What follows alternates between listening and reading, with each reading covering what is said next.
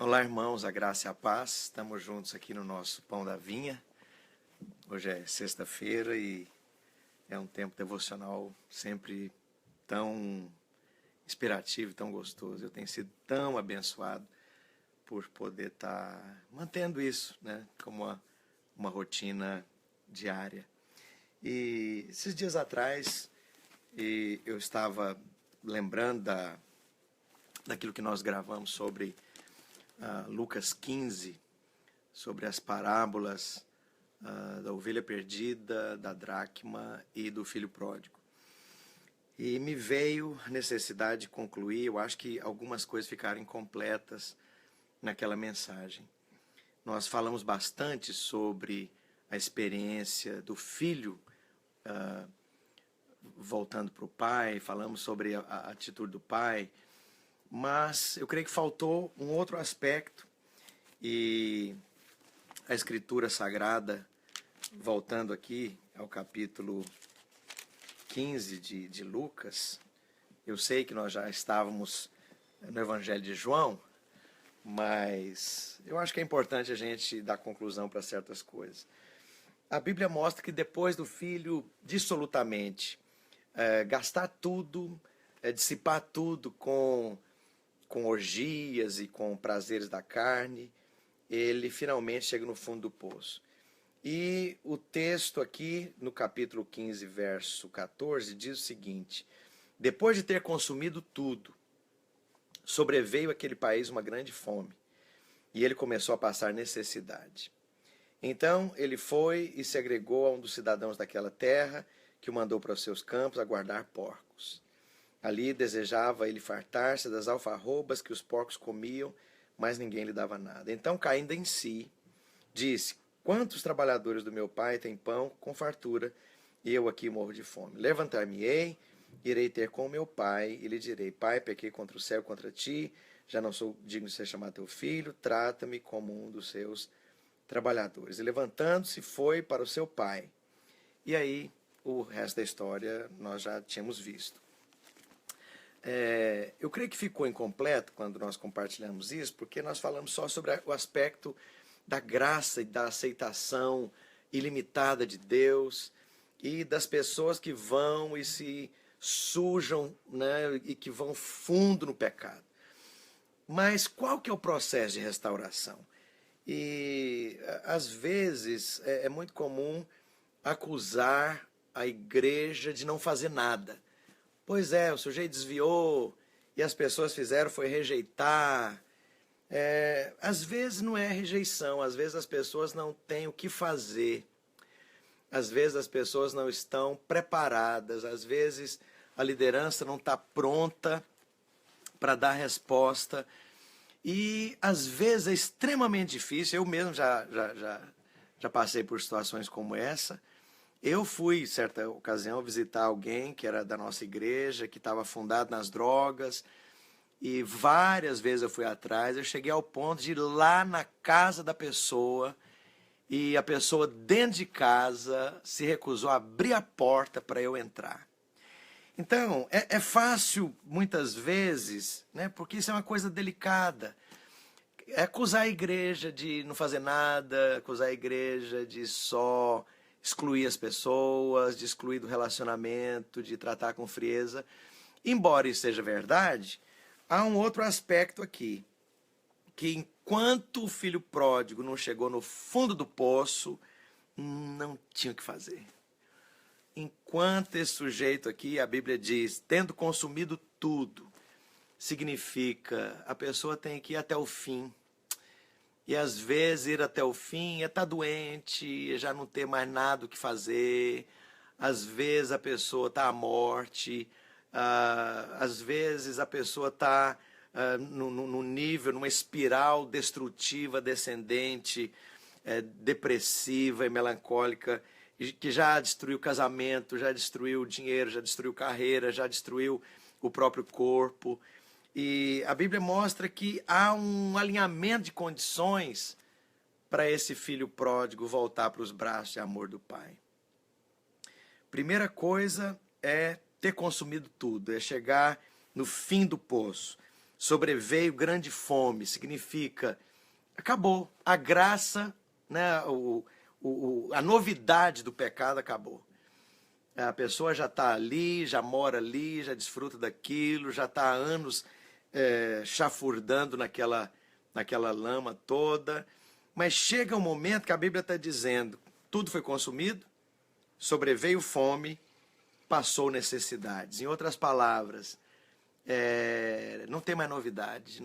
O glamour do pecado acabou, o prazer do pecado acabou, o prazer das drogas acabou, a orgia, né, e a vida, né, de abusos, dos prazeres do corpo, da carne, do pecado, do sexo acabaram. E embora tudo isso esteja ao meu alcance, eu ainda esteja vivendo isso e dentro disso, nada disso mais me sacia.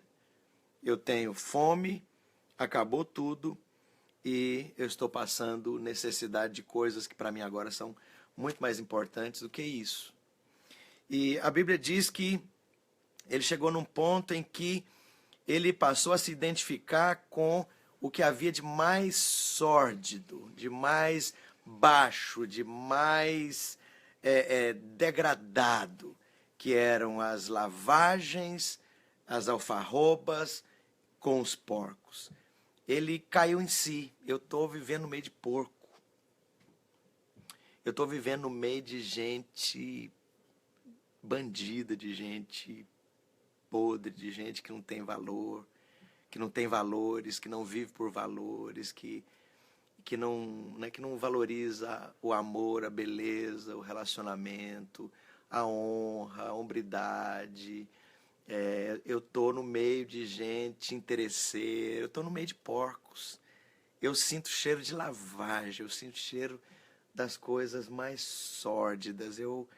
E absolutamente sozinho. Você o vê aqui, absolutamente sozinho. A solidão se tornou uma experiência funda desse rapaz que um dia viveu a vida cristã, que viveu uma vida com Deus, que tem memória dos braços de amor do Pai, da casa do Pai, do aconchego do Pai, da presença de Deus, do mover de Deus, da glória, do fluir, da vida, da bênção do Senhor, mas agora ele está profundamente solitário.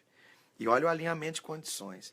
E ao chegar ali no fundo do poço, desejando se identificar e se tornar um porco que come e vive como um porco. Ele caiu em si, a Bíblia diz, caindo em si. E esse cair em si significa eu cheguei a certas conclusões. Antes da pessoa desviada chegar a certas conclusões, a cair em si, não tem muito o que fazer a não ser simpático, deixar a porta aberta e orar pela pessoa. Manter algum vínculo, alguma ponte, algum contato, manter o caminho de volta aberto, manter a porta aberta, mas não tem muito o que fazer, porque pessoas assim, elas se tornam debochadas, se tornam agressivas, se tornam ofensivas. Facilmente elas vomitam sobre coisas que para você, para nós, são muito sagradas, muito altas, muito nobres. A santidade de Deus, a palavra de Deus, a casa de Deus, a igreja de Deus. Essas coisas para nós são intocáveis. E pessoas com esse nível de envolvimento, elas se tornaram absolutamente desbocadas, desrespeitosas, afrontivas. Né? Elas afrontam a fé, afrontam a igreja, afrontam o nosso estilo de vida, afrontam a vida cristã, afrontam a palavra de Deus. Então, além, né, de uma distância em que as pontes estão ali, a porta continua aberta, há uma atitude de amor, de não julgamento, mas a pessoa não está pronta enquanto ela não caiu em si. Ele caiu em si. O que é caiu em si? Vou voltar. Eu preciso de Deus. Eu preciso voltar para a igreja. Eu preciso... Quem estava errado era eu. Não é o pastor. Ainda que a igreja não seja perfeita, que o pastor não é perfeito, que líder não é perfeito, que igreja em célula não é perfeito, que alguém usou de abuso, de autoridade, de frieza, de distância, de indiferença, de dureza. Ainda que possa haver muitos motivos, cair em si significa: eu vou voltar, eu é que estou errado, eu preciso de Deus, eu é que preciso de me humilhar. E essa é a atitude dele, essa é a atitude de alguém que está preparado para ser restaurado, para receber a graça. Enquanto não caiu em si, você não oferece a graça goela abaixo de ninguém. Você não vai ficar batendo na porta, nem insistindo, nem visitando. Você vai manter a postura de abertura, de não julgamento, de simpatia, de amor, mas sem entrar no mérito de muitas questões. E quando ele cai em si, ele aceita a posição de ser um servo. Eu que estou errado, eu que fiz tudo errado, eu que enfio o pé na jaca, eu estou errado. Eu estou disposto a ser um servo lá, não preciso nem de ser filho mais. Sabe, essa atitude é a que coloca a pessoa na posição de receber a graça. Essa atitude humilde e, de certa forma, né, caindo em si, meio humilhada, de ir lá dar a cara para bater na igreja, que ele criticou, que ele falou mal, que ele soltou no Facebook, ele vomitou as coisas no Facebook, né? Porque agora Facebook virou divã, Facebook virou lugar para as pessoas vomitarem as coisas. Não, é engraçado isso, né? Facebook, às vezes a mãe morreu e a pessoa solta lá uma homenagem à mãe. Tá, legal, mas quem vai ler isso não é a mãe. Quem vai ler isso são os amigos, né? E tá bom, você tá falando para sua mãe, mas não tá ouvindo.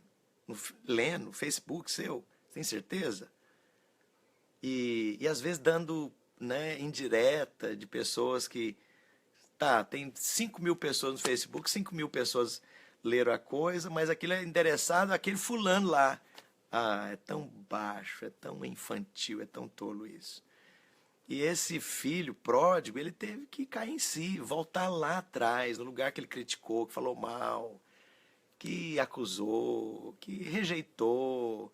E agora ele vem com a cara de alface, né? Perdeu tudo, mal vestido, fedorento, sujo, humilhado, doente, bater na porta da casa que ele rejeitou. É isso. Essa é a condição para a graça. A humildade é a condição para a graça. O cair em si é a condição para a graça. O voltar atrás é a condição para a graça. É retornar aos caminhos do primeiro amor, é a condição para a graça. E é o que está aqui na parábola. E ele volta lá, humilde, está disposto a ser servo. E Deus o recebe, o Pai o recebe, a igreja o recebe, a casa o recebe, de braços abertos, sem condições, e sem cobrança, e sem crítica, e sem reprimendas, porque Deus não está aqui para pisar a cana que já está quebrada. Esse cara que chegou nesse nível, ele já foi para o fundo do poço, e tem muito sofrimento, e dor, e vergonha, e humilhação, e perda, e depressão, e melancolia envolvido.